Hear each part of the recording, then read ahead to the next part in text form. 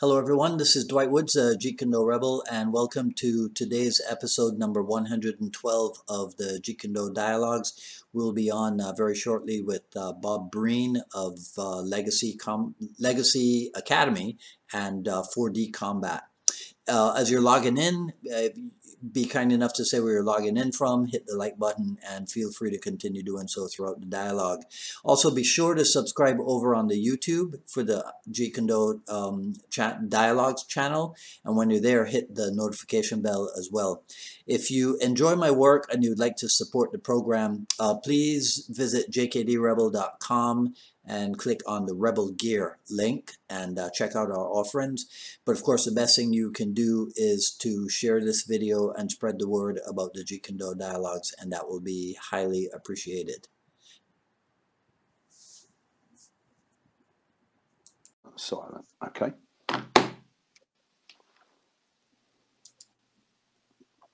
Let me just make sure that nothing messes up on my end. All right, I think we're good. My glasses on because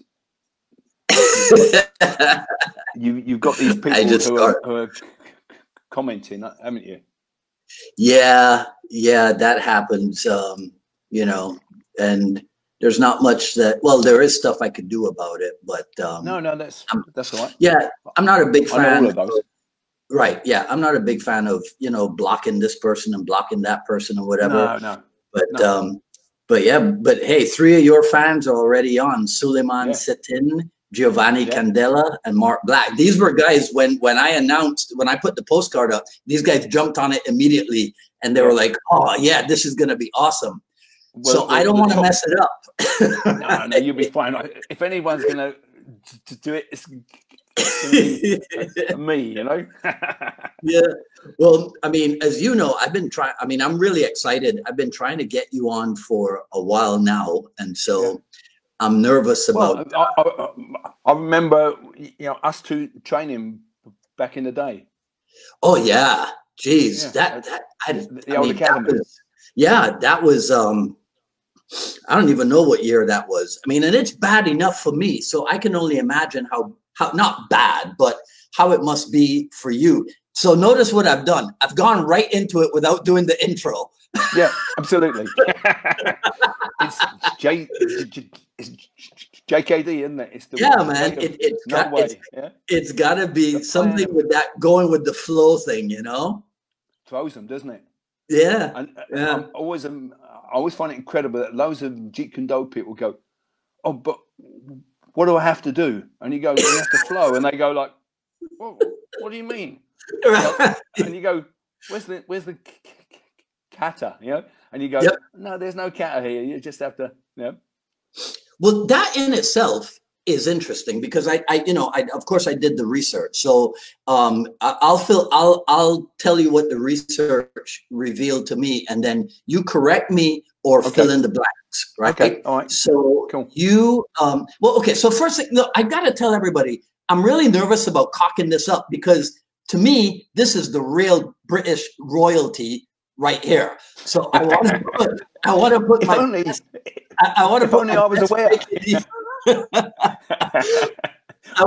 best JKD foot forward, right? Yeah. So maybe I should just address you as Sir Robert, shouldn't I? No, don't please. No. I'm the opposite of that. I like, the opposite of that. So is this right? Do the intro. I just did. Okay. Okay, here's another short one. Bob Breen, welcome to the Jeet Kune Do Dialogues. Welcome. Hello. All right. So listen, in 1966, you started in Wado-ryu with Suzuki Sensei. Is that correct? Yeah. Okay. And you got your black belt in 1970, and right about then you opened up your first school. I did. Now I look at it now, I go, my God, I must have been so sort of arrogant, just like, I'm a black belt. But there were maybe 20 black belts in England. Right. Yeah. So it was like it was for jiu-jitsu recently. It was like that. There was hardly any of us. And also, I was 20, and it was never like a big empire thing. I just loved it. And so I wanted to help others have it, you know. And then I thought, Yeah. oh, I'll do this, and nobody would give me a proper job anywhere that would pay me anything, you know. Oh, so this was livelihood from the get-go? Yeah, sort of. I was at art school, Okay. and I came out of art school, and I was a bit drifty, you know. But it was definitely art or this. Those were my two Right. things growing up. I was that kid who'd be quite tough, but also go off into the up into the forest or Hampstead Heath and just draw trees all afternoon and be very, you know, deep Mhm. about it all. So I was a bit of a mix. And back then it was very strange. If you came from a certain school, you know, like a not a project school, but if you came from like a normal school, which wasn't a grammar school or a public school, where a public school is a private school over Mhm. here, yeah.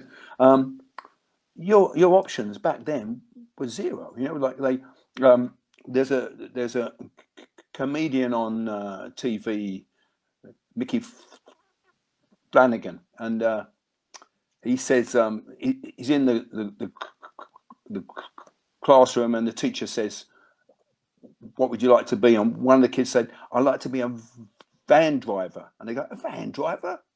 You're aiming way too high." You know what I mean? So it was a bit like that, and you know, Yeah. and yet coming out of that school were some great people, you know, Mhm. artists, writers, but as regards like jobs and things, Yeah. it was incredibly hard. You could be a labourer, dig holes, or that type of job, and all of us had brains and wanted to do other things. So a few of us did, you know. Yeah. This picture here, can you see it? Yeah, Now that is that you in Japan or yeah. that is, right? 1973 or four, I think. I'm a bit blurred Yeah. about times in the past. Yeah, Because I that's know a that you captain Nichidai. That is. right, you captained the English team, didn't you? Yeah. Right? So you were fighting from the get-go, weren't you? Well, it was sort of like you were in. Yeah, I was always quite. I grew up in quite like a tough area, really. Yeah. Um, not not particularly at home. At home, I had a really wonderful childhood. You know, Mhm. my father was working the majority of the time, and he probably had a bit of PTSD from the war, Okay. really. So if he came home, because he'd been an RSM, a regimental sergeant, a major, Mhm. so it was very much eyes down, elbows off the table, until I was about 15, and then he eased up. Then, yeah. Yeah. But apart from that, the house was just women. My mum, my aunt, my sisters, two of them. So I was the only man, and I can remember being 5 or something like that, and I was across the road playing with some kids, Mhm. and this kid just hit me, and I thought, "What's this about?" You know, and then my dad was out the window going, "Kill him," and all that, and I was going, "What? Right. What is this Ow. thing? What is Yeah. this thing that's happening to me?" Yeah? And Yeah. so then, obviously, I had other fights and altercations, but I can remember it being a deep puzzlement to me how this worked, how this operated, why it happened, Mhm. uh, and so over my teenage years, it was quite a tough area. Um, I just had plenty of altercations. One was at school, my first day at secondary school. Mhm. A guy came up and he was after a tithe off of all the other kids. You know, give me some cash. So I told him to f off. You know, Mhm. and so him and his friends dragged me into the toilets, and then we proceeded to have a fight with 8 or 10 of them backing him up. They didn't join in, but he was very big, and I was 11. You know. Yeah. Anyway, I sort of hit him a lot, and then he grabbed a knife. You know. Oh. someone handed him a knife. Huh. So I went, oh, I'm 11. I'm in my first knife fight at school. Yeah. So all I did then was just talk to him. I said, "You're a coward. Like look at me. I'm weak. You know, I'm insipid. I'm an artist. You know, anyone could beat me. Have another go. You know." So he put the blade down and had another go, and I beat him up again. And then someone handed him a milk bottle, which he smashed against the wall, and I just instinctively I ran in, grabbed him in a 2-on-1, like a seatbelt thing, you know, Yeah. and then broke, you know, sort of semi broke his armor over my leg. And then it was all over then, you know, the fight was all over. Mm-hmm. So he was expelled. I was almost expelled. And I thought, oh, I haven't done anything. You know, it's bad. You know? So then I got the reputation of being the best fighter in the school, because he was, you know, the best fighter in the school. Yeah. Nothing which I was warranted. There were loads of other tough guys there, but I had a blessed existence, really, because I went through school. It's like, well, yeah, be careful of him. Right. But that was quite weird as well, in that you get into fights for other people. Right. Other people say, you wouldn't hit, maybe you'd hit him. So I was just intrigued. All those experiences just made me very intrigued by it all, yeah? Right.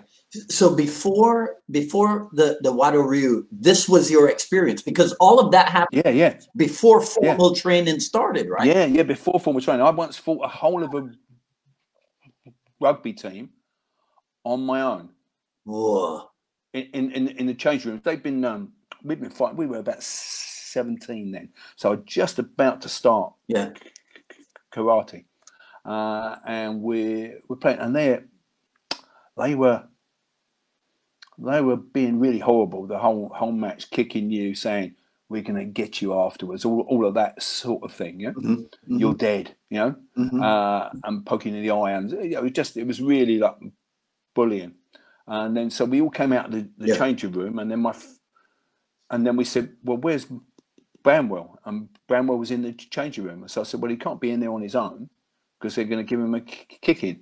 So I went in to grab him, and one of them came up, the spokesman. You know, there's always a person who does all the blab, isn't there?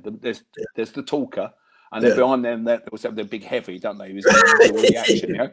Yeah. And so the talker came up, said, you better watch it. And I said, and I pointed at my fist, I said, you better watch this. And I went, boom, and I hit him so hard, and he flew across the room, you know.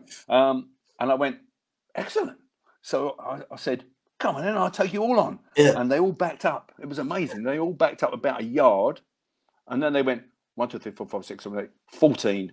Yeah, because my friend was in a fight there, so he's taking care of the other guy. And then it was off, and then I just stood in the corner, grabbed one, under the armpit, punch, kick, punch. You know, I don't know, probably lasted, you know, hardly any time. And I was okay. I didn't get hit once. Is there a movie about this? No. We got to make a movie. Like all those things, you just think, wouldn't it be great if they had CCTV cameras? You know? Yeah, but it didn't have any of that. You know? Okay. Well, all right. Okay. So I'm listening to you, and I'm thinking, man, this would be great to choreograph. Have you done any movie choreography? Have they ever asked you to do bits? Yeah. Bits I've done. I did some recently with Lena Headey. I did some training for her. Okay. A film. Yeah. Yeah. Yeah. And I am another person, but I can't say who that is at the moment. Right. Yeah. No, I mean, because right. There's so many things that I want to ask you that I gotta try ask to away. I gotta keep it all under control, because like I'll lose my timeline, you know. So okay. So that was something I wanted to clarify, what your experience was before the formal cry. But you know, in listening to you just now I see why, to this day, you move the way you move. You move, to me, you move like a guy who has always fought, not like a guy who has always taught. Does that make sense? Well, just to an extent, it wasn't anything I was after. I was always like the gentle person. I grew up with women, and as any people tell you, I'm a joker. I'm always making jokes. I'm very politically incorrect. Excuse me, but I just wanted an easy life, really. It just happened that I had experience. So by the time I got to that, I can remember the big thing that hit me was when I did karate. We got to green belt or something like that, and they said, "Okay, now you're going to spar." And I thought, "Oh, I'm going to do all this stuff, like, Junzuki, Oiz, Suzuki." And the first guy I fought, who was a real friend, kicked me straight in the balls, and I just went, "Oh my God!" So none of this works at all, but then I was really eager to join the team, and the team was, you had to be a black belt to join the team, maybe a brown belt, and I was a green belt. So they said, "No, you can't." And I just kept on, and then eventually one evening they had a competition, and a person hadn't turned up, so they said, "Come on then, in you come." And then I was in then from everywhere, and I just fought, and then hated it and loved it. That thing where you go up, you toe the line, you're going, Mum, I wish I was at home with my mum," and then you're in there, and you're doing, oh my God, that whole thing, isn't it? Yeah. Okay. All right. So then when you opened up the school in 1970, was it that thing where you knew to go rent a space or something, or was it like in a sports center or something? I was just like, I think I was just a pioneer. There was no history of people doing that ever. It was Japanese teachers doing their stuff, and I'd gone to teach reluctantly because I was a brown belt at the time, and someone said, "Would you go to Hatfield and teach, because the instructor's ill, so he can't do it, and you turn up." So I did, and I said, "Oh no, not really." I said, I'm just keen to train," and they said, "Please, it's I said, "Okay," because they were trying to build their organization. So I went, So I went to Hatfield, and I said, "That's it. I'm only doing the one," but I enjoyed it. I had a bit of a blast, and then they asked me to go to Stevenage as well, and then I also had a blast. And I said to them, "Who's teaching you this stuff? Because it's rubbish.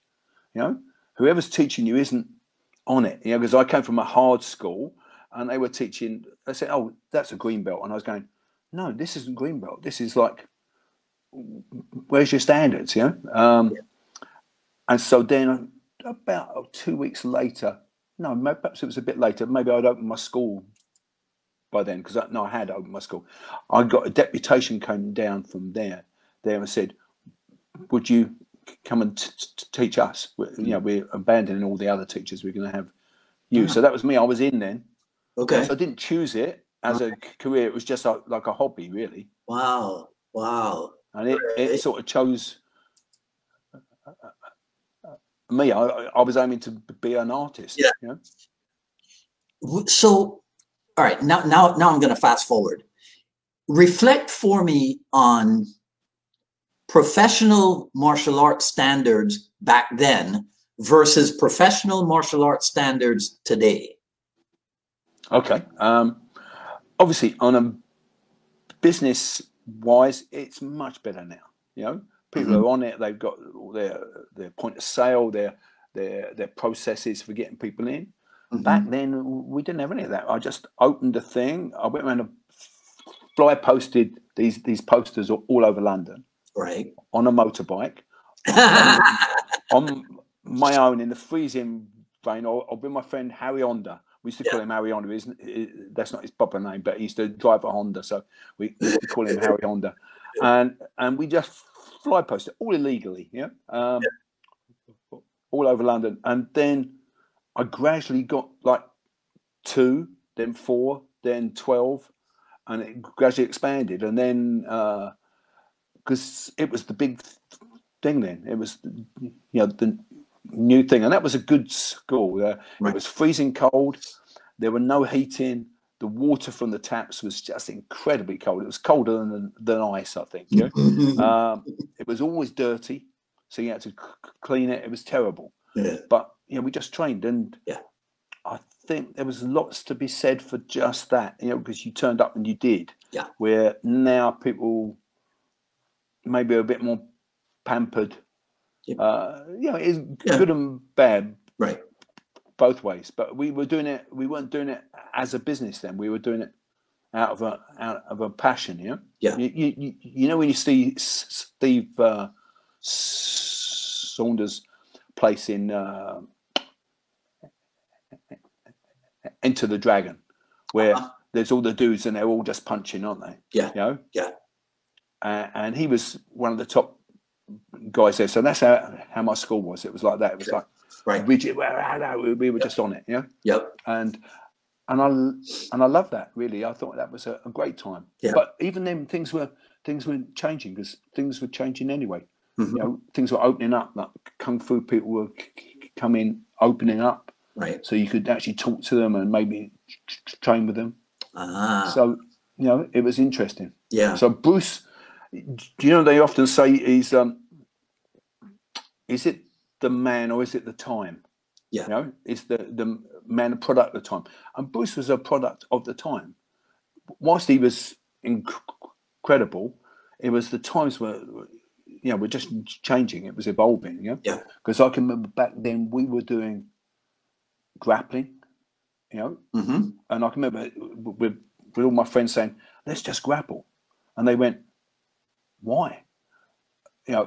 We'll get all our things dirty because the floor is filthy. And I was no, let's get down. So I got some books on judo, and I trained that. Probably badly, but for 10 years it worked. For 10 years I beat everyone up on the ground. But how did you know? Okay, 2 things. How did you know what to teach and how to teach? I didn't really. I just I did it from here, like the heart. No. And then we sort of tested everything. I was always a bit of a pioneer, so we were into grappling, then and into boxing a bit.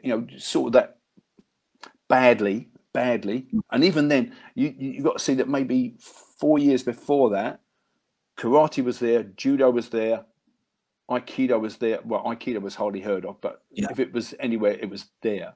So I can remember being at a display, and we did all the ball breaking and everything like that. And there was a judo guy there doing amazing stuff. And I just went, okay. And then 4 years later, I was like, wow. How interesting is that? But still a bit blinkered. Still a bit blinkered.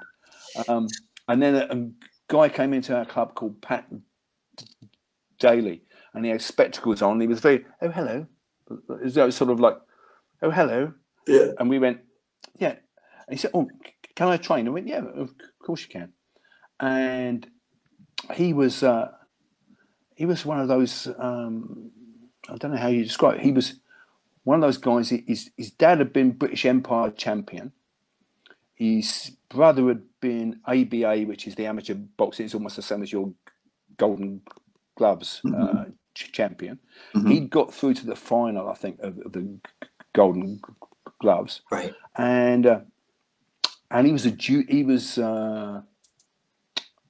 Kenshiro Abe's top judo student, or one of his top 2 students. So he was a killer.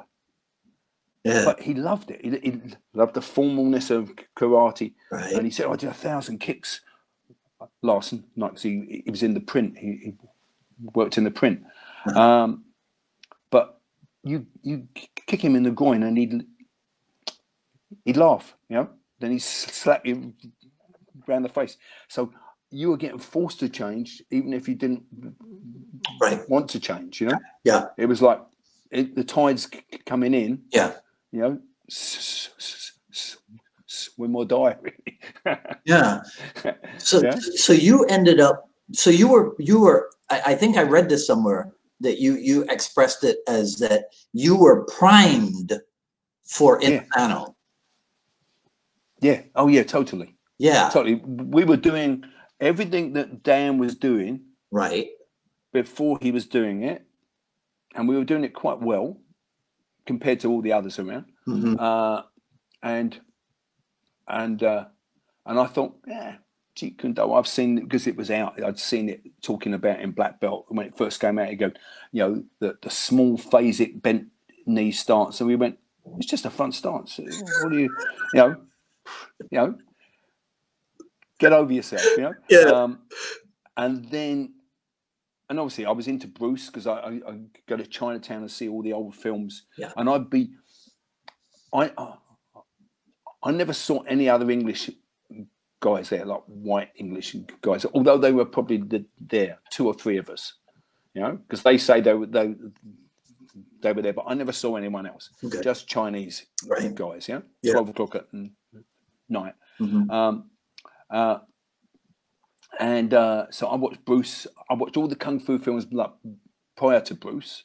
And then Bruce came along. I went, wow, he's fantastic. Yeah. And so I was into Jeet Kune Do, and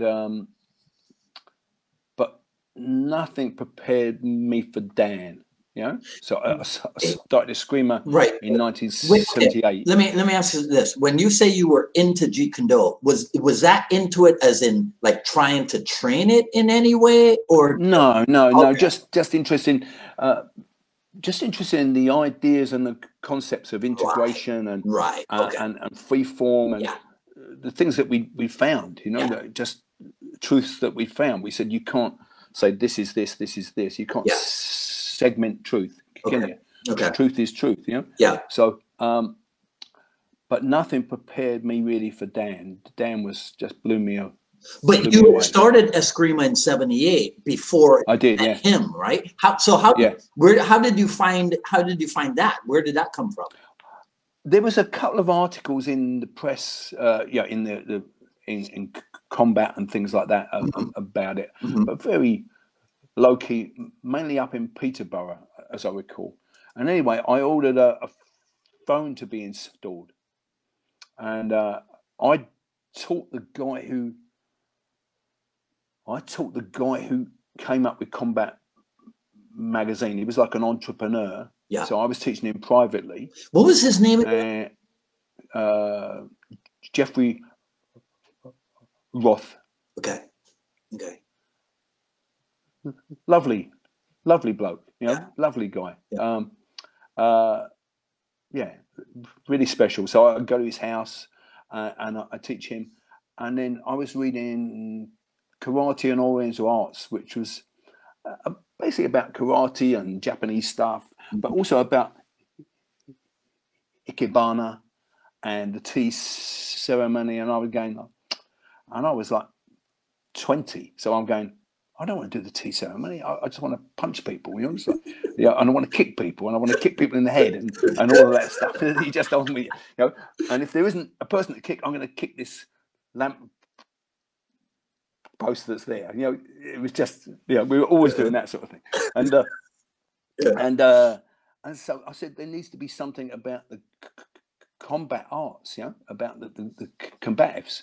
So he came back 2 weeks later with a heading that just said combat, and it just all it had was the heading at the top, and he said, would you like to be in the first issue?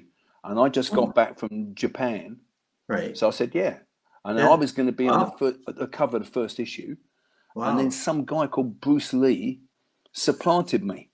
Bastard, you know. I couldn't complain. The cheekiness, huh?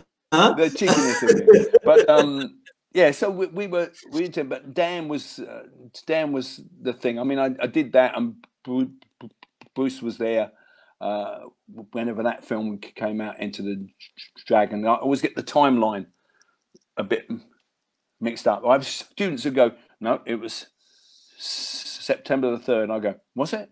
And I said, but hang on, you weren't even there. Yeah, but I know all about it. And then I go, yeah, but I was there, and I don't remember any of it.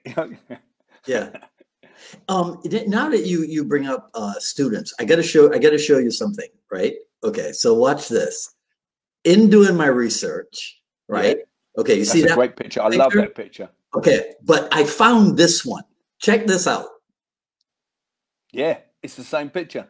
Right. I tried to get the only thing is, you've got the Italian guy there, Tony. Doesn't have his body angled enough, but, but exactly, it's that photo. I just thought that photo was it really amazing. Yeah, really, I love that photo because Cass and Chris. I trained privately with Cass when I was first at the old Torrance Academy. So I got there in 1980. Okay. And I tried to train with Dan privately. I trained in all the classes. Yeah. And then, and I said, well, can I train? They said, well, yeah, there's two guys you can train with. You train with Vunak, or you can train with Cass. Okay. And I think Vu was out of town, so I trained with Cass. So I was on the money when I I spotted your picture, huh? Yeah. It's history, isn't it? That's great. And Chris and Dan, I've had them over, and Chris is a really good friend, as is Cass. They're just excellent. Yeah. Excellent people, Yeah, for sure. And I've got lots of stories about Chris, but I can't say any of them. We'll save that for later. But now it was Jeff Imada who came over. It was Jeff was just amazing. Right? Yeah. That evening with Jeff and Guru Dan was probably the best exposition of Filipino martial arts and integration I think I've ever looked at. Because he was how old was Guru Dan? 35, 36? Something like that. 79. In 79. Yeah, 79. In 79, no, he'd be 43. Was he really? Well, he looked 35 like he does now, Well, right, yeah. I mean, that you know what Cass refers to that era? Cass calls that when Inosanto was on fire. That's what he calls that. Yeah. It was great. It was a great, even though they went, okay, he's going to come in with a double axe. I'm going to disarm the double axe. I'm going to get a knife and stick. And he's going to come in, he's going to kick me. Boom. I'm going to take him down, cut his throat, but he's going to do two knives. He's going to get up and he's going to punch me. Boom. I pull out three knives. He's going to disarm. So I just went through this whole flow. Yeah. With no, those times when you see him and he's in action, where he goes, nothing. It's sort of like, okay, but you can understand. And he goes, of course you can do it like this. And you go, replay that, please. Can you do that again? And he just goes, and he goes back to like the easy pace, doesn't he? Right. And you go, no, I just seem genius. That thing when he just like flows and does it at speed. So, but that whole evening was like that. So I changed overnight. I had classes of 40 people a class. Every class was packed, and we had suits on with belts, but only a t-shirt on the top. Okay. And so we were getting into boxing gloves. So we were on the cusp of changing. Right. But I had 40 people in a class. I was earning a healthy living. So anyway, I saw Dan. I changed overnight. I went, okay, we're not doing any of that anymore. We're doing this. And I went from 40 to 8 students in about a month. Yeah. And that makes sense. I didn't care. I didn't care. Yeah. I didn't care. Yeah. It hit my income a huge amount, but I didn't care. It was like, well, okay, this is it. The truth is the truth, isn't it? But there are a lot of people who would not have gone that route. Oh yeah, obviously. Because they're not doing it from their heart; they're doing it from their head, aren't they? Right. They're bank balance as well. But, Yeah. okay. But how? But see, but this it brings up the question: how do you develop the strength of belief that going from the heart is the right way to go? Because you got to be worried. Yeah, but also you have to follow your heart, because at the end of the day, that's where you are, isn't it? That's the real you. It's not this one who goes, oh, I can do a 3% profit. Yeah. So when you look at your life in retrospect, the guys who count cash, I mean, they drive by you in a Porsche, maybe, but like I have a student, but he's a friend now, ever so close friend. When he goes to work in the morning, the postman bows to him in the street. You know, and I'm sure the same for you. I've had people come up to me and go, "Thank you very much for your work." You know. Yeah. And you think, well, that's worth. You know that film, A Bronx Tale, where the guy's a gangster and his dad's a bus driver, yeah? Yeah. And all the stories he says there, no, these people only like me for the cash. They don't respect me at all. To have real respect is, it's a big thing. And I think if you're true, that's easy to have. I'm not sure. In truth, I just like the cash. Yeah. But yeah. No, but the respect is the big thing. I know what you mean. So I'll tell you a story. I hate when I have to talk about myself when I'm, when I have a dialogue partner, but you should. It's relevant, right? Because so I'm at the coffee shop today, and this guy walks in, and he asked me if I'm Jamaican. I go, no, I'm from Trinidad, right? And then somehow we get to talking about football, and I tell him there's a new documentary called "This Is Football" on Amazon. And in episode 1, listen to this. Episode 1, they're talking about the Rwandan Reds, a Liverpool fan club in Rwanda. Wow. Yeah. And he says to me, he goes, oh man, I dig that. I'm a Liverpool fan as well. I go, really? I go, well, listen, I'm doing a podcast later with a guy from England. He goes, oh, what kind of podcast? Martial arts? I go, yeah, because I'm wearing this hat, but I'm not wearing this shirt. I'm wearing a Bob Marley shirt. Yeah. Right? But he says to me, martial arts. I go, yeah. I go, why would you say that? He goes, oh, I've seen you before. I've seen you walking over to the coffee shop, and I noticed there was something about you. Yeah. Right? Yeah, it's weird, isn't it? Because I don't see it, but my older sister said we hosted Dan once, but there was something else, this other event going on, and she said, no, he's a martial artist, he's not. He's a martial artist, he's not. You could just see how they walked, and I think that whole you embody it, don't you? So I can remember going into a seminar in Edinburgh with Rick Young and Jeff Thompson, who's a very famous teacher and martial artist over here. He said to me, you walked in and he said you had a huge aura. He said about you. I went, really? Because I'm just thinking I'm walking in a room, But he said, no. He said you just walked through, and it was like, I went, oh, thank you. That was such a privilege to hear that. So, but you just have to do what you do. But I think for me, being truthful is important, because I feel happier, because you have to sleep with you in the evening, isn't it? Right. Well, with yourself, Well, but if you're lucky, you sleep with someone who believes in you as well. Yeah, which I have. I'm very exactly. She's upstairs, but she's got a broken leg, and I didn't do anything to break it. Right. Yeah.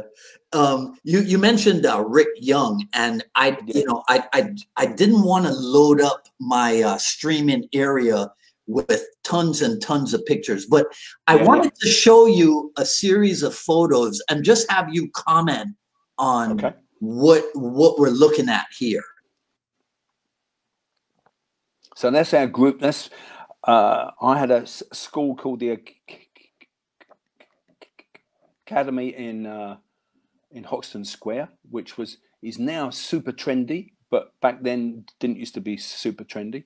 So Hmm. we were more or less the first new business into the square, Hmm. and I hosted down there quite a few times. And these are all of my instructors at the time, the people who taught under me. So you got Neil McLeod, Wayne Rowlands, Owen Ogborn, Dave Burkitt, Dave Onuma, Steve Wright, and Winston Fraser. So Winston was European champion. Steve's a real Jeet Kune Do guy in the blood, you know.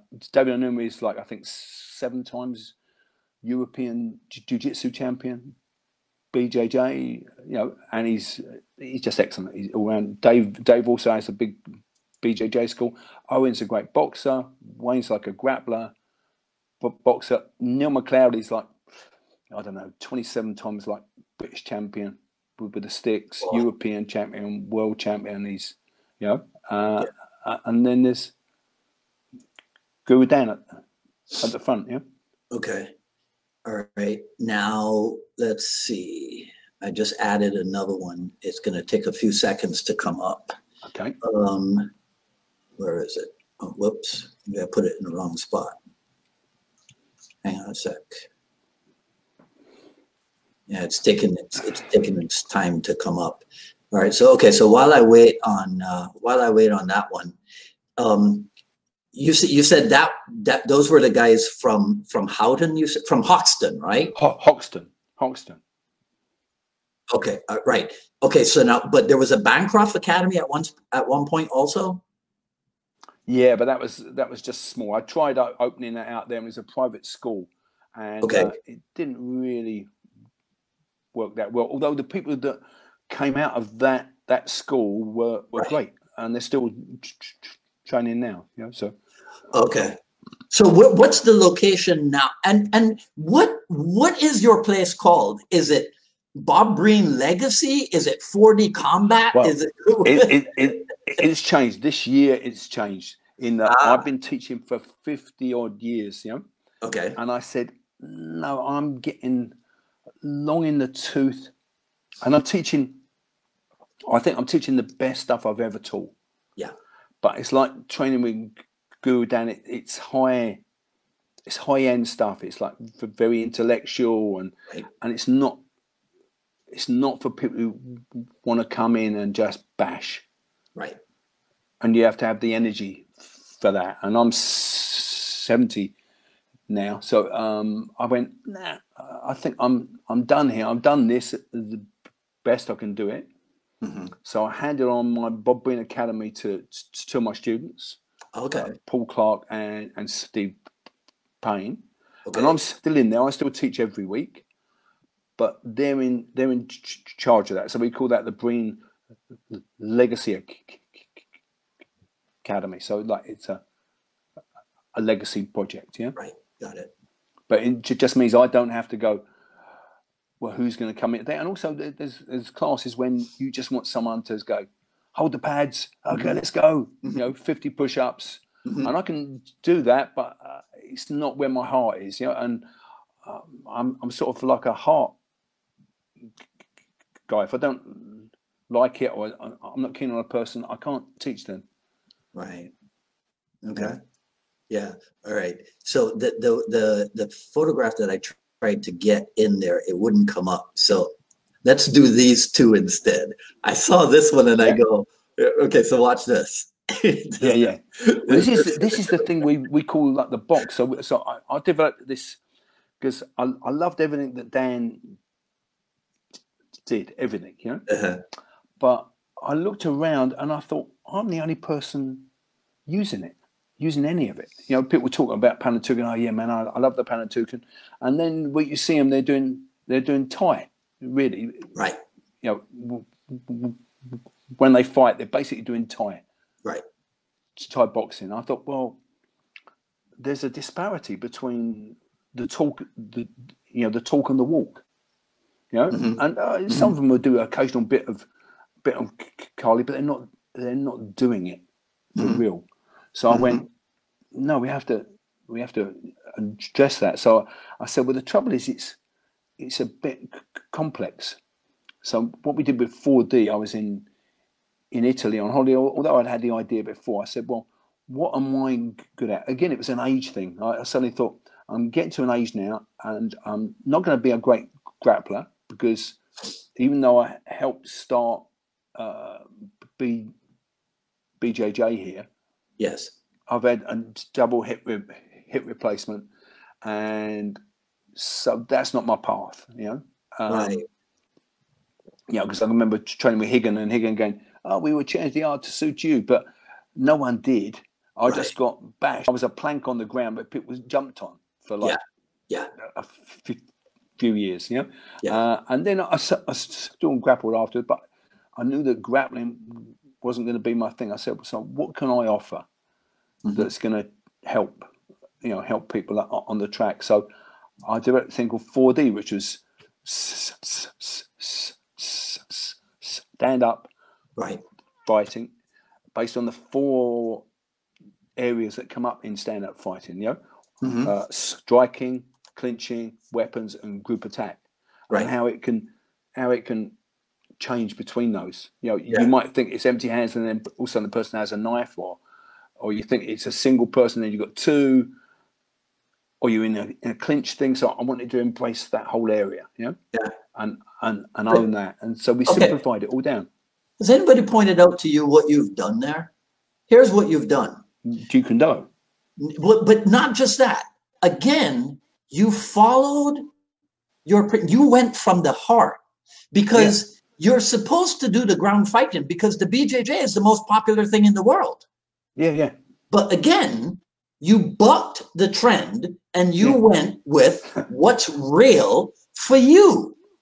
Yeah, but isn't it like they used to have an advert here who's going, here's the man who got into gold when everyone was getting out. So, yeah, but as I said,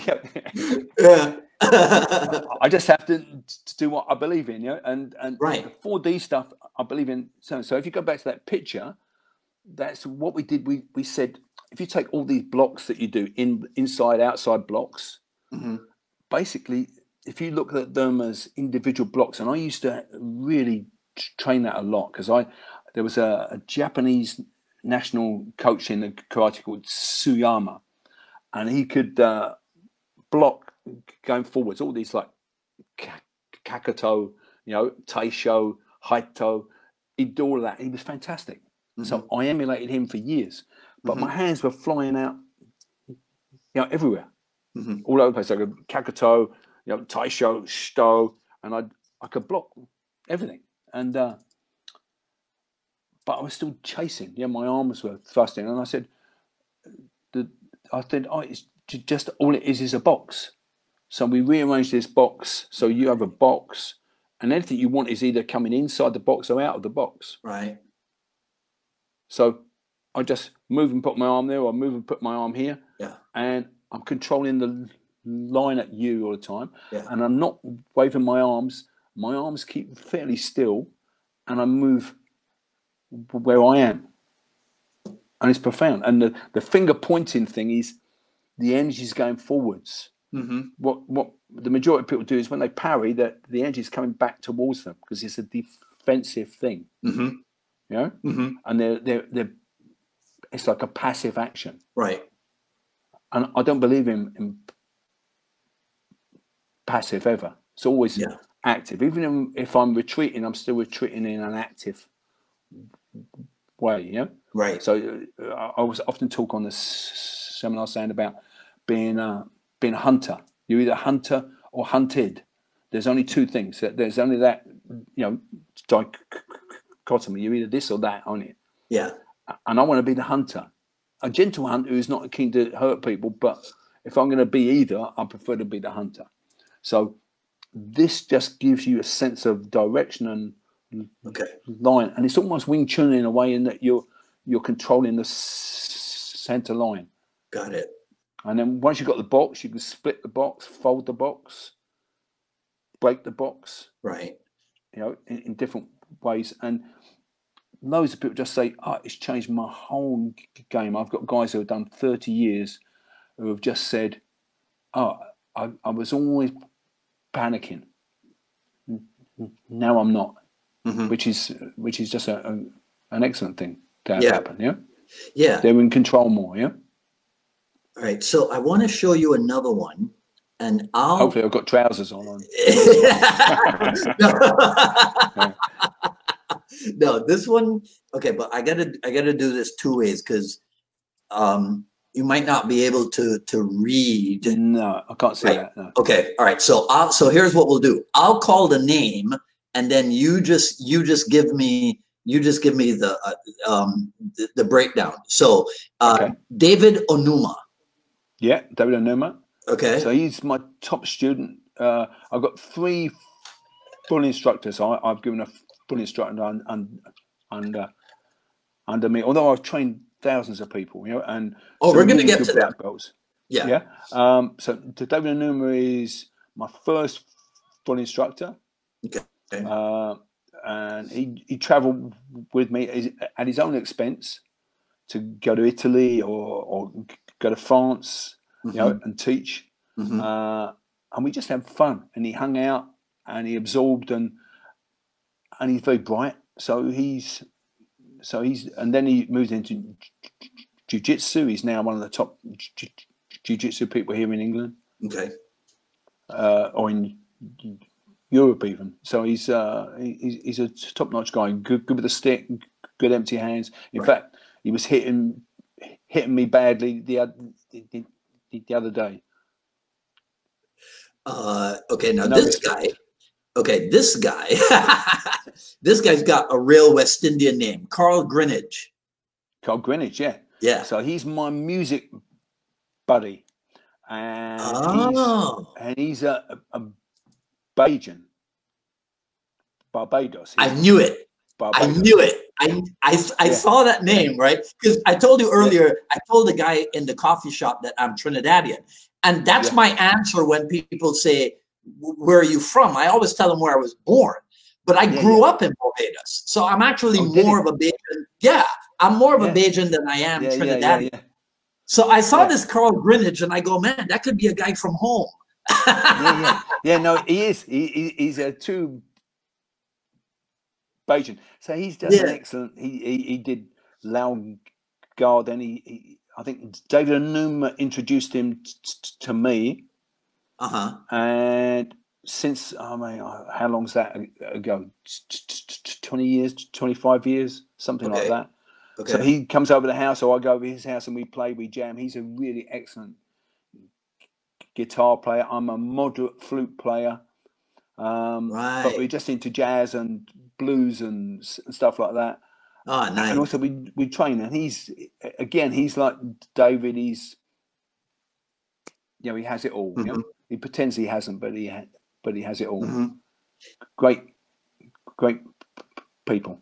There's another Carl, right? Carl Jackson. Carl Jackson, yeah. So Carl Jackson is really my stick, my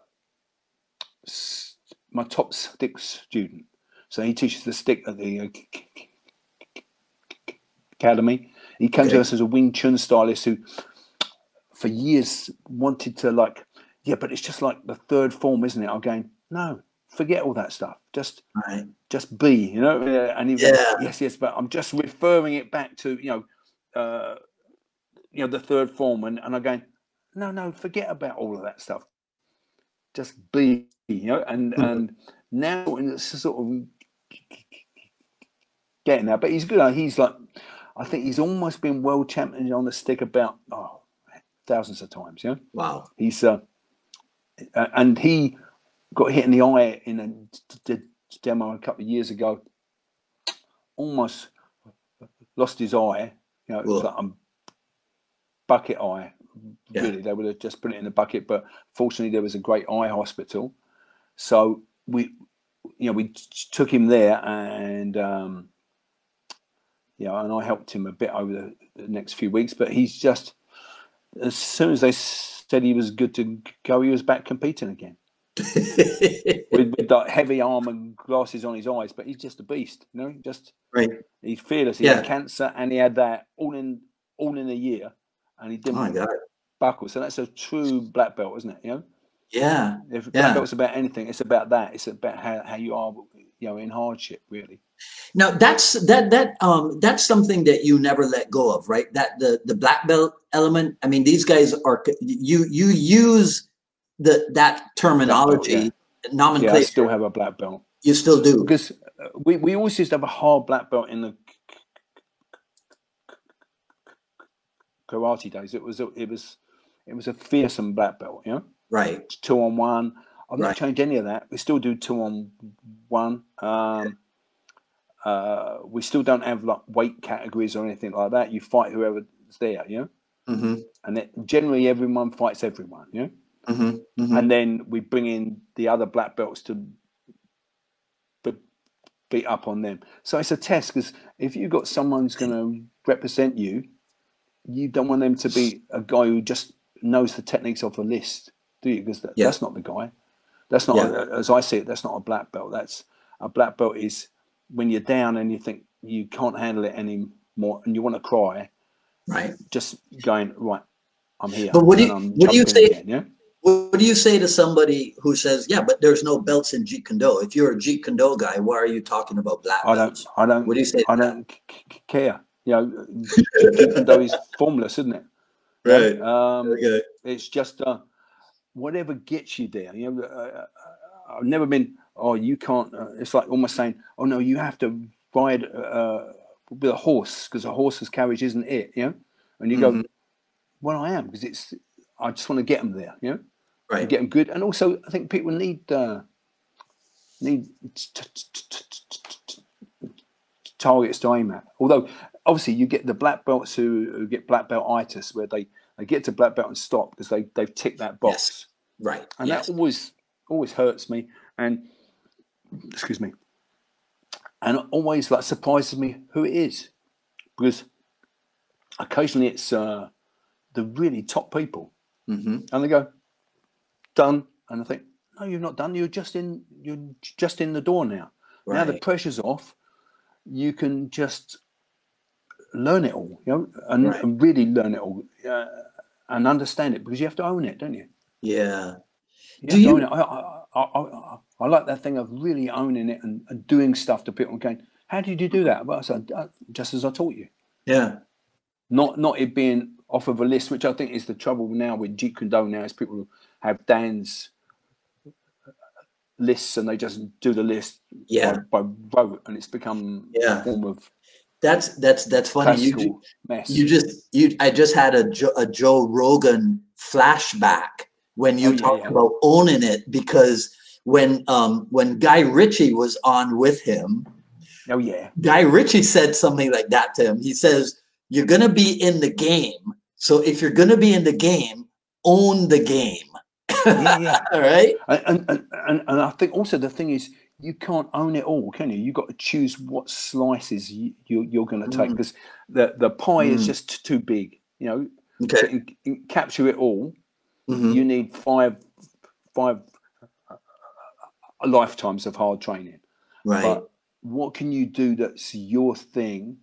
So you got, say, Hodger Gracie is just doing basics incredibly well, isn't he? Yeah. Same with Browley, Esteemed, all those guys. They don't.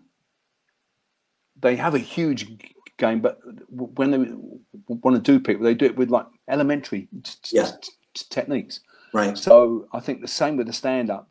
I just want to own it. I want to own a left hook and a cross and a jab, but also have that jab that people talk about it, and the hook also. So and then obviously, since I've had my hips replaced, I don't have the kicks that I used to have. Because that's my book Fighting. That's my first book. Yeah, I wanted to show people part of owning it. I mean, because Yeah. oh, I have to ask you something about authorship. So Yeah. when you look up Bob Breen, the author, there's a guy with the same name that's written a whole bunch of stuff about Australia and the war. Yeah. Who the heck is who is that? I don't know, but he's the only other Bob Breen. But I think he done Australian armored patrols in Southeast Indonesia or something like that. Isn't it? Yeah. I tried to have a hit out on him. But right. Yeah, at one point I thought, well, maybe this is a side to Sir Robert that I don't know about. Yeah, no, it's not like that at all. So the thing with these two, I just wanted to call them what they were. Yeah. Not Jeet Kune Do, or not Kali. Right. To almost not have any form, you know. It's about fighting and sparring. Yeah. Because that was what people were doing, and that thing of putting it into blocks, into cans. Mm-hmm. So this is my Thai can, and I'm sure you've seen it when people were training. Yeah, even back when the two of us were training together, where you people go, oh, now I'm going into Penjak Silat, and they change their footwork. And now I'm going into Thai, and they change their footwork. And then now I'm going into Wing Chun, and they change their footwork. And they've got everything in all these different blocks. Right. Instead of being who they are. Right. You know, and obviously real combat has a truth about how you move, how you stand. So why not find that? And that's somewhere between all of those. Mm-hmm. Or you might blur into one, but I don't know. You could do it the section bit, which is what the majority of people do. Well, but I don't find that works under pressure. You don't have a belief. You know. Yeah, I wanted to ask you about that. Now that you mentioned, section. So back in the old days of the Kali Academy. Yeah. Right. That was a great place to train. Yeah. I mean, I only got there once. How many times did you get there? I'm not sure. I was there in 1980. Okay. So I was probably there for a month in 1980. Uh-huh. And it was great. I can remember I got there and the pound just dropped out of the sky. Went from like $2 for a pound to like nothing for a pound. You know? Oh, man. And we were with some people, and they said, "Oh, you're here for 5 weeks, aren't you?" And they said, "Yeah." And they said, "Well, the pound's just dropped through the floor, right. So you can't stay in this hotel any longer." And I went, "Oh." So we got a crash pad. So my girlfriend at the time, Linda, she went on the LA Recycler, and we got a crash pad in Culver City. Uh-huh. And we were going there, and we said, "Look, if we don't come back, this is the address we've gone to." Yeah. So we went to this apartment, and there were loads of guys hanging out, about 4 or 5 guys hanging out with fans on. Yeah. Big apartment. So they said, "Oh, come on through. Here's your bedroom." And it was a nice bedroom. I went, "Great, thanks, lovely." And they go, and this is Bobby, this is George. I went, "Oh, hi there." So look, here's your key. You can come and go. The apartment's always open. So we went, great. And the guy who owned it was a guy called Mousy, and he called the place Rafters 2. So we were oblivious. We were into LA and doing the stuff that you do in LA, and then over the course of the next 2 or 3 weeks, we talked to him, and we said, and I'd noticed that for breakfast, he'd have like 4 haunches of chicken and some tequila. That was what, he did. No vegetables, just 4 haunches of chicken and some tequila. And he said, so I said, well, why is it called Rafters? He said, well, because the other place is called Rafters 1 because they're hanging from the rafters. It was a crash pad. So if you were on the run or you divorced your wife or you're homeless, you crash there. You know, transsexuals would come and go. You know, it was anybody could be there. You know, it's almost like Heat. If you're in Heat, the film, and you got shot, they place you there. You know? And so I said, we were over breakfast one day, and I said, so what do you do? And he went,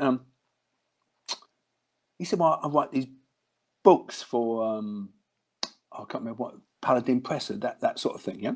Like contract killing for beginners, yeah? Right, and all that. And I was like, really? Yeah.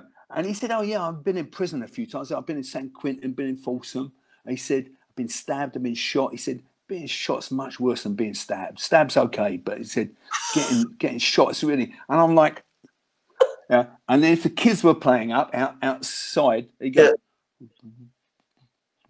Robbie would go and get the 12 gauge and just whack it out the window at the kids. Go, you know, and the kids would all run. It was mad, but they were absolutely wonderful to me. I had no problems at all. I had a bedroom. Nobody else had a bedroom. Right. And so that was 1980. That was my experience. And training at the Torrance Academy with all those guys who were like, hey, Calito. Yeah, weren't they? They were all had blades, didn't they? You know? Did you tell Inosanto where you were staying? No. Okay. Yeah. He would have had a heart attack. Yeah. He would have. No, you can't do that. Yeah. Right. But it was great. And it was just they were lovely. Yeah. You know? But that's the first time I heard about home boys. He said, I've got a problem. He said, I'm going to get some homeboys down with some pliers and a flame and a blowtorch to sort this person out. Right. And I'm going, and I'm just like naive. I went, yeah, okay, yeah, jolly good. Hey,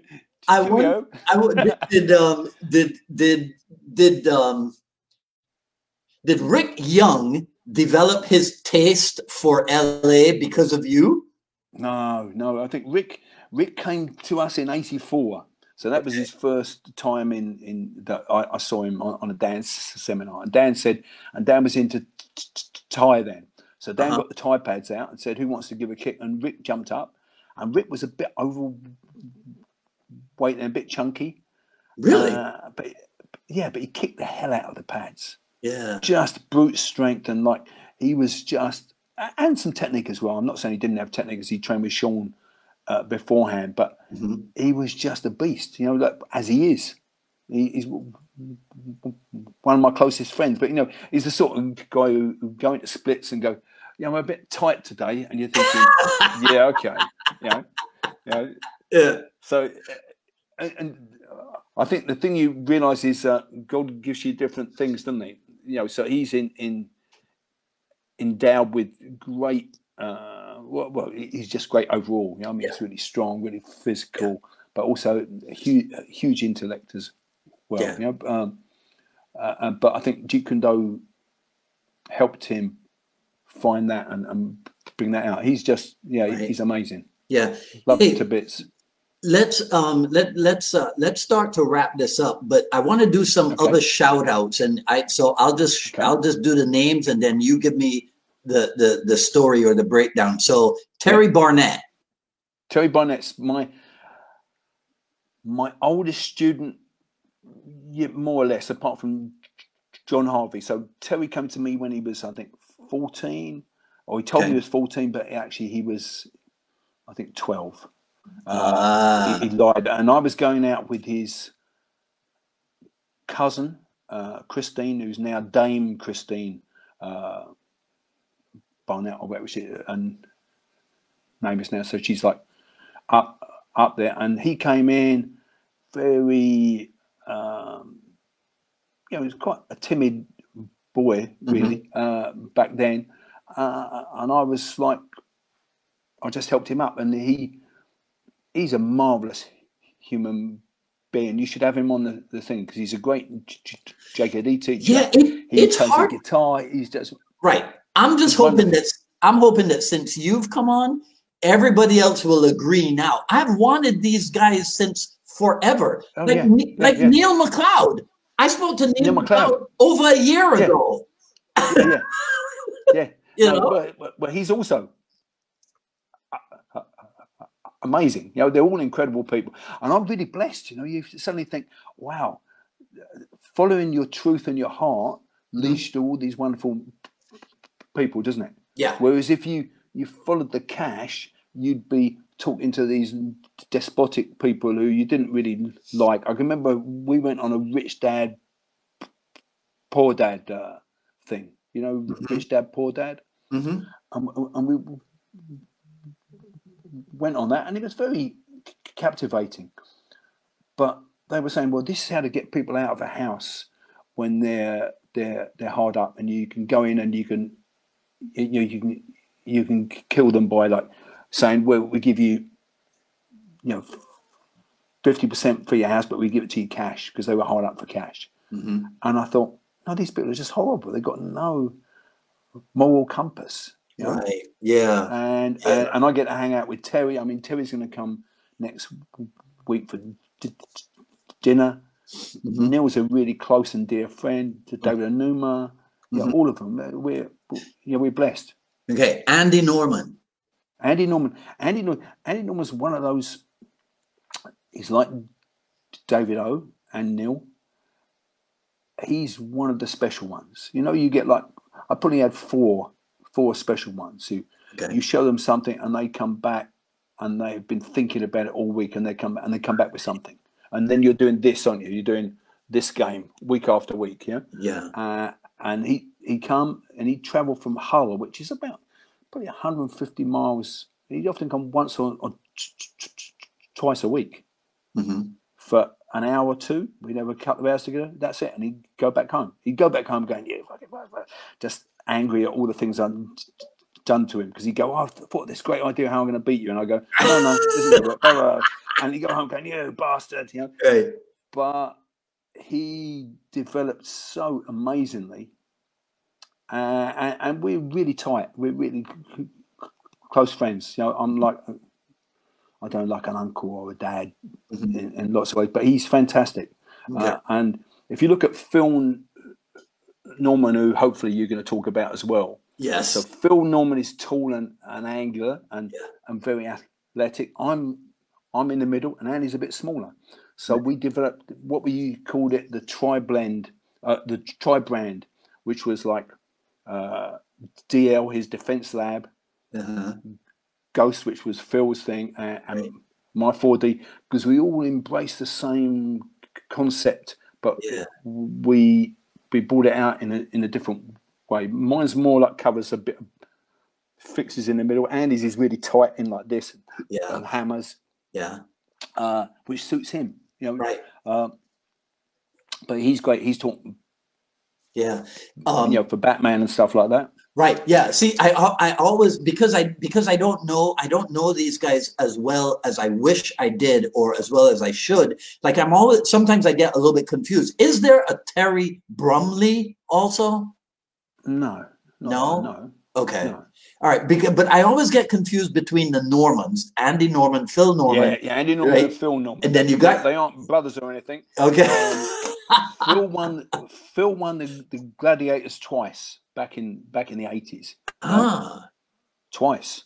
Wow. Not once, twice. Jesus. So he's just you know, he's a specimen. Yeah. And he isn't big.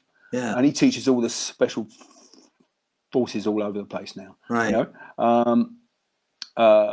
And he's got his own DL thing, so an online thing, as I have now. So I have an online also, you know, my 4D online. Yeah. And then I teach seminars, as does Phil and Andy. So that's more or less where we're moving to, because you can hit more people. You can help people up the hill more. Because if you're only teaching like 10 or 15 guys in a room, I always thought the Guru Dan online would have been marvelous, wouldn't it? Yeah. Oh, for sure. Wouldn't it? Wouldn't it? I mean, that was just wow. And often go there and there's half a dozen people in the class, right, training with him, and I'm going, but it's one of the rarest individuals ever. Mm-hmm. And so I think online you can just help a lot more people up the hill. Yeah. Yeah, for sure. You know, I once asked him what he planned to be doing when he reached retirement age. But I guess it's too late to ask you that, huh? Because the answer is obvious. Well, I always thought once you were this age, you'd have like a boat and a pipe, and you'd go along like holding on to the tiller, music, and it isn't anything like that. The majority of the guys I hang around are competitive MMA guys. I hang around with Matt Chapman, who you might have heard of, Master Matt, James Evans, Nicole, who's one of Eric's top people, David Anuma, Cole Greenidge. Yeah, you know, they're all in their 40s or maybe 50s. right. Steve Payne, Paul Clark, and they're all on it. They're all pushing and interested in everything. So Yeah, I think I'm here. yeah. Hey, At times, being an old guy, obviously got bits that don't operate that well. right. So you have to adjust, don't you? You have to find your path. Yeah. Let me ask you this, right? Over the years, have you ever noticed, is there a marked difference between the British approach to Jeet Kune Do versus the American approach? Yeah, I think there is. I think. Do you know what happened? It was Guru Dan came, and as you probably recall back in the day, he didn't have all the lists and everything. Then it was very. Here's a bit of this. Here's a bit of that. It was like a potpourri of stuff, and so we've all just had to pick stuff, and we had to find out where it intersected. Right. And there were big gaps, so we had to do something which I think loads of other people didn't have to do. We had to think. Right. We had to go, how does this fit? Well, let's try it. And then we got bashed on the hands lots, or we got stabbed a lot, and I think also the British as a whole are quite into fighting. Okay.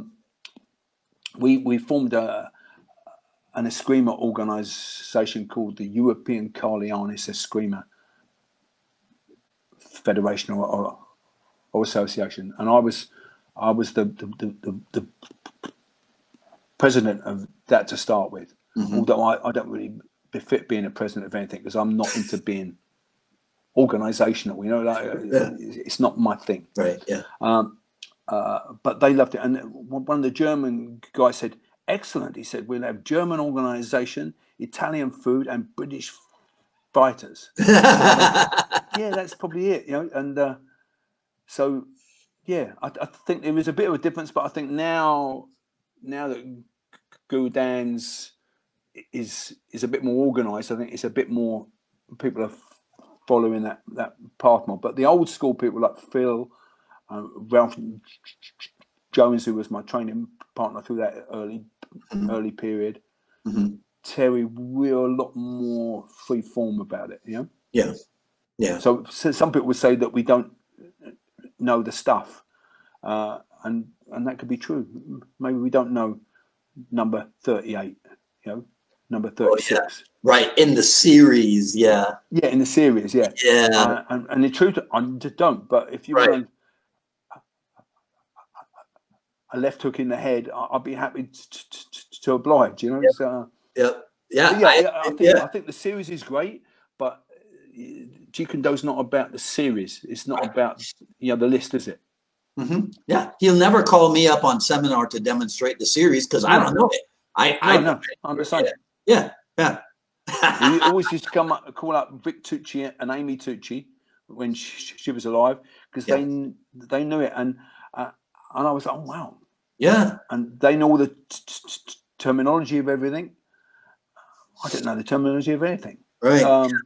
Because it wasn't important to me. I wanted ownership, not to know what it's called. I wanted to be able to use it. Yeah. Because that's real power, isn't it? The other way is, Yeah, there's something to be said for you know for both sides of it and what have you. But absolutely, of course. ultimately, it's in the doing, isn't it? Well, I think the trouble with learning it as a list is you're always going through here. Uh-huh. Uh-huh. You're processing it here, and the thing we talk about in 4D all the time is, you got type 1 thinking and type 2 thinking. Mm-hmm. So type 1 is like I can walk and stuff like that, but type 2 is where you've got to like cogitate. So if I say what's 27 times the square root of 18, you have to go, and you can't walk and do that. You can't do the two together. Right. So having a list is almost there. So I would say to people, you can put it in through here, but it has to come out through here. Mm-hmm. And anything over about 5 is too much choice. So you want to restrict your choice down, right? Because then you get better. And then, well, that's what we've done with the box is, once you've got the box, and there's variants on the box, but there's still the box. It's one thing, even though there might be 5 or 10 variables on there. Right. They're all energy dependent. They're not off of a list. They're purely energy dependent. Mm-hmm. So therefore, you've got one thing that you do really well, and then if that doesn't work, you can come back to half gold or something like that. So you've got a place to retreat to. Right. Yeah. But or you can split that box. So he comes in, you slip, and you split that box. Okay. And then we just make it really simple. Yeah. Single, double, alternate. So everything's simplified. Right. You just answered a question that I realized I had not asked, which was, what's the formula behind what you teach? Yeah, it's a huge formula. Huge formula is to simplify everything down. Yeah. To not have any thinking that you put it in through here, but even then it's all about depth. So say I split, you jab and I slit the jab and I jab back. Mm-hmm. So I can do a single, I can double it up, mm-hmm. I can do alternates, or I can go in and clinch it. Right. And I clinch on the front, then I clinch on the side, then I clinch on the rear. So it's like a process driven thing. Yeah. And that's just energy dependent. So I don't have to know what's going to happen at the start. I just go, I'm going to split. And if I only get one split, fine. Mm-hmm. I have a hit. Mm-hmm. I have a hit and I'm out again, and then we can restart. Or if I get 2, then great. Or maybe I go 2 and clinch. Wow. Or maybe I just go straight to clinch because you come in deep. Right. So I have no thought process. Right. Hey, man. Sounds like a plan to me. And 4D Combat. Sounds like a plan. Yeah, 4dcombat.com. That's the best place to take a look at No, the best place is bobbreen.com. Okay. And then you can go onto our online off of that. There's that'll take you to 4D Combat. All right. 4D Combat's hosted by something called Thinkific. Got it. .com. So it's 4dcombat.thinkific.com. Okay. All right. Okay. All right. Hey, this has been an immense pleasure, sir. Yeah, it's true. We have to get back to training together because I can remember the two of us training together. Oh, it's quite some time ago now. Oh, yeah. It was decades ago for sure. Are you still active and stuff? Yeah. I don't have the big school anymore. I got a small group. Same. Right. But I'm still doing stuff. They say I don't put enough video of me doing stuff. They say I don't put enough of that stuff out. So I got to hang out with more young people like you do. Girls in particular. Yeah.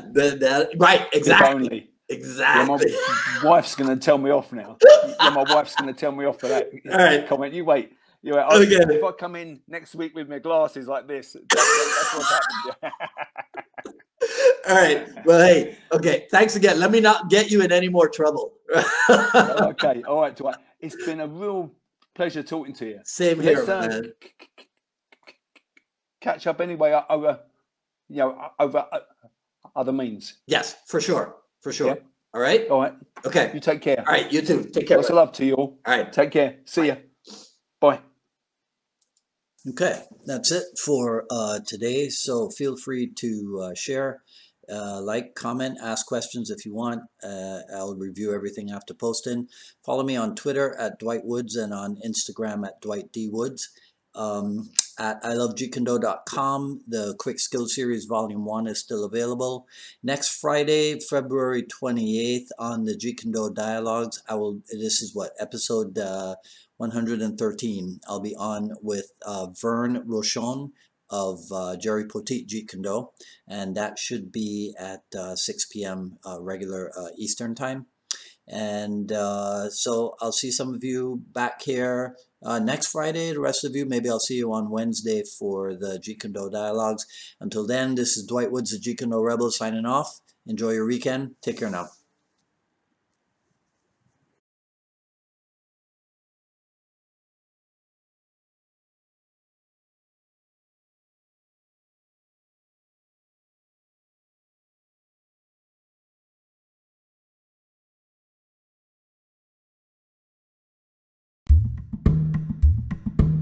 Welcome back again. So we've done single direct attack. We've done the BUG or the back fist. Yeah?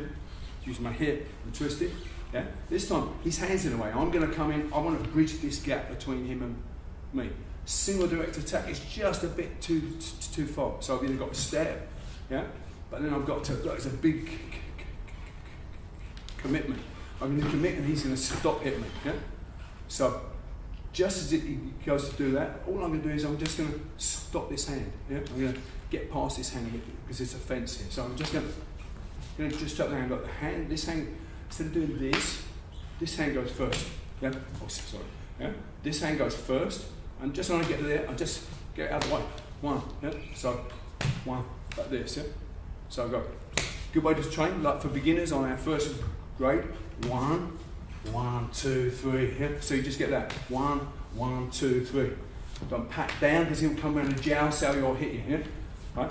Just pin his arm to him. Yeah? Boom, and hit. Yeah? Pin it towards him. 1, 1, 2, 3. Yeah? Okay. Next one. You can lock sail him like this. So either lop it like this or grab it like this, whichever. If you do that, generally I've got a shape here which he can counter. Yeah? Very easily. So you don't want him to have that shape. So look what I'll do. Instead of, I've got two ways of hiding it. I either put it out like that and catch him as he's coming back, boom, boom, and hit like this. 1, 2, yeah? Okay? Or, what I do is we're boxing around and I put my hand over him so he doesn't see it. I sort of hide it just by moving across a little bit, yeah? Okay? Then I have this and I can hit. Okay, so first one pack, yeah. Next one lock, and I'm like this, yeah. Or I move it, yeah. 10, I'm bobbing and weaving, bang, and I hit, yeah. Have that. You can come in an arm bar and everything from there. Yeah. Third one, it's a little bit too far, so I just put my hand on it, so it's killed. If he goes to punch now, the punch isn't here, and I can break it and stuff. Yeah. So watch, hand goes on. Other hand on. Yeah, or hand goes on, other hand's on. So I'm just there, go, thank you, mine. It's like a double tap, yeah? Ba-ba, and I'm in, okay? Ba-ba, and I'm in, yeah? And opposite. Ba, yeah? Go, thank you, mine. 1, 2, 3, grab the knee. Whatever, yeah? Okay? Fourth one, really quickly. I've gone outside, outside, outside, outside, outside, outside. This time I just come inside. What I do is I kill this hand by putting my head over here, hit him to the stomach, cross across. Yeah? So there, I go 1, 1, 1, 2, 3. Yeah? Anything, just get it past this hand, 1, 2. You get whatever you want. Fifth one, just we're in unmatched leads. Yeah? As always, in unmatched leads, I want air superiority. My hand's higher than his, my foot's external to his foot. Yeah? Don't want my foot inside because he can sweep me. I want to be out here or at least equal. Then, first one, look, we're just going to beat this. So if it was like a blade, you beat it and you're going to stab. So I just beat it, right? And I can chop like this. Yeah? Or the other one is I can get my fingers like this. I can wrap this really hard with bare hand. Yeah? So he pulls his hand back and then back fist him in the head. I still have my other hand up. Yeah? And third one I can jut. Look at the jut. So I kill him. Look, both of his legs are out. That punch perhaps he has, but not really. It's so quick. And I'm here. Yeah? So jut, just using my hips. One, boom, boom, and I'm in. Yeah, cross, hook, cross. Yeah? Okay, so if my hand's open, I chop. Yeah? My hand's closed, because I've done this, back fist. If my hand's here, just hit.